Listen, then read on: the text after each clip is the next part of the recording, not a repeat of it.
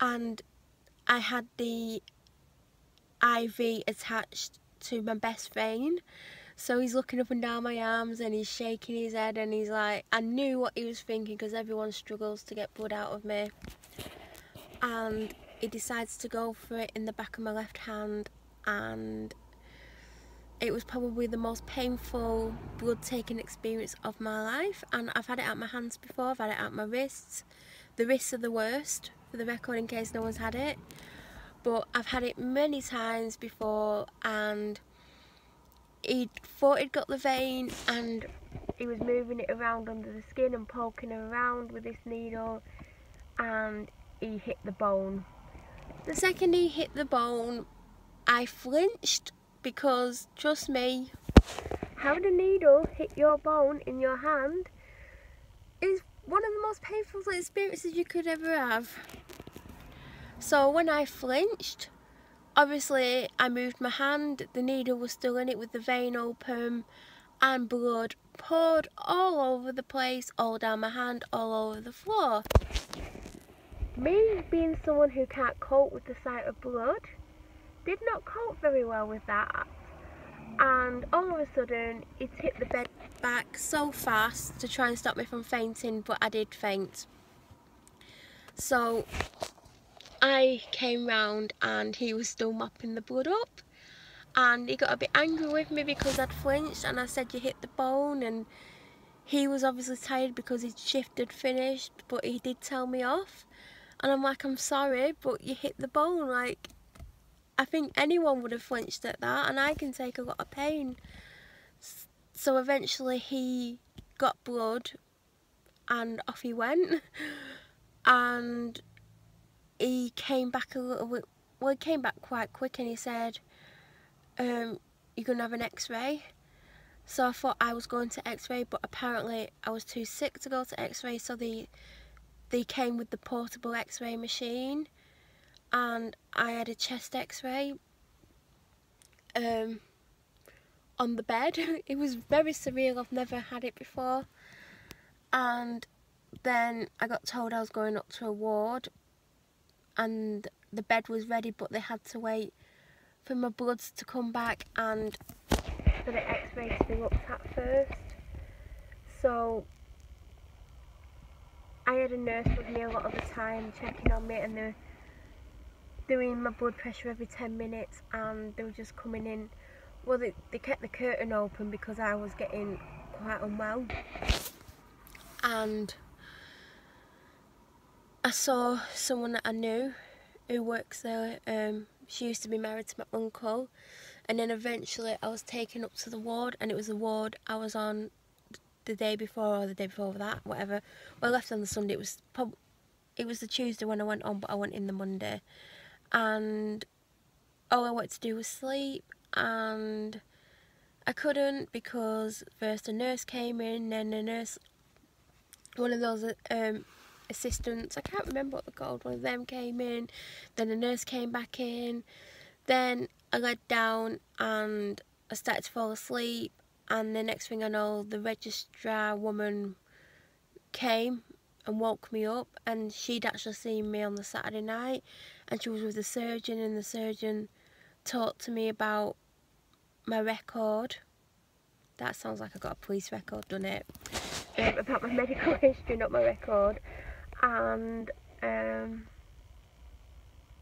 about what had gone on when I was in like the 2 nights earlier, and me being discharged, and how it was probably the wrong thing to discharge me and all of that. And he said, like, I believe you don't want the operation, because I'd obviously told them when I was in there, like, I got asked because they wanted to keep me in for an operation and I refused it, so they sent me home.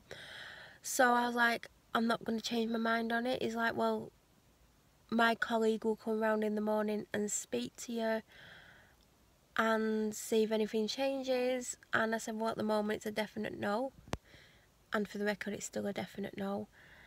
And I was like, okay, and he examined me and off he went.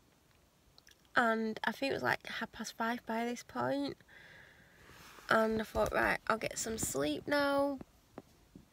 And I laid down, and I was on a drip, and the drip kept going off, like the machine, because every time you move slightly it kind of stops the liquid from going in your veins, and then it sets the machine off, and it was driving me mad. So I didn't really get much sleep.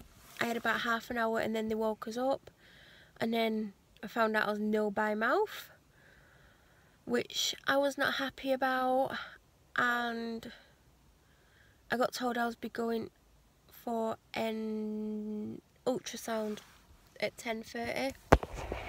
So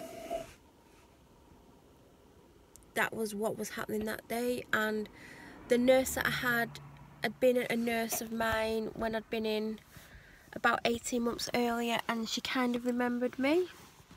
I couldn't remember her for some reason, because the time that she was talking about, I was actually in for 8 days and had a lot of nurses, so I must have only had her once. But I did eventually remember a little bit, but it was after she'd seen my dad later that day, or that afternoon, I can't remember when it was. So she came in and she was like setting the drip up and everything, and all of a sudden, and I don't know why she did this, but the machine that pumps the liquid into your body, she pulled away really fast to turn around so she could set it up, and as she did that, she pulled the needle out. And at first I didn't like, because I didn't feel well, I just thought she'd not pulled it fully out, because there's been times when I've accidentally pulled on and it's really hurt, but it's not come out. So she set the machine off and walked off, and I sat up, and as I sat up, I just felt my arm get really wet, and I didn't even think to look, and then I eventually looked, and my arm, what I was wearing, the sheet, the blanket, was absolutely covered in blood, and because the IV was still going off, the liquid was dripping on top of the blood as well, which was making the blood even more.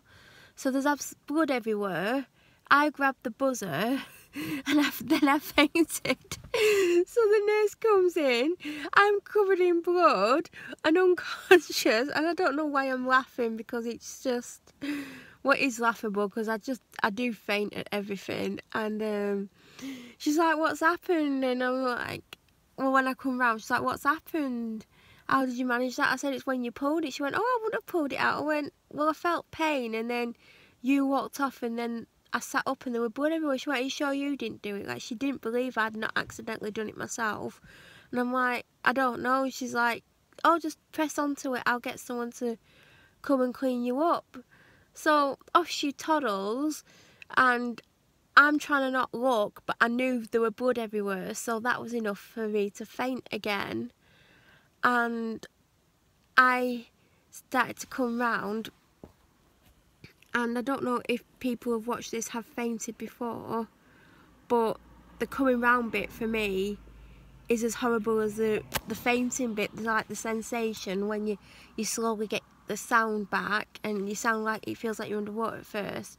So I felt like there was someone talking to me, but I didn't realise at first, and it was the healthcare assistant, and she'd come to clean me up and put a dressing on, and because I'd fainted, I'd obviously let go of my arm, so there's a lot more blood. And she's like, oh, how the hell has all this happened? And I'm like, I can't look because I'll just faint. So she's there wiping the blood up with some like wet stuff, and I hadn't, like, when I got took into hospital the night before, I literally got took out of what I was wearing and put in a gown because they needed easy access.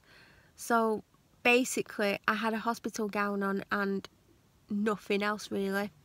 So she got me another gown, and she sent me to like get changed while she cleaned the bed, and I'm glad she sent me off, because if she would have kept me there, I probably would have fainted again.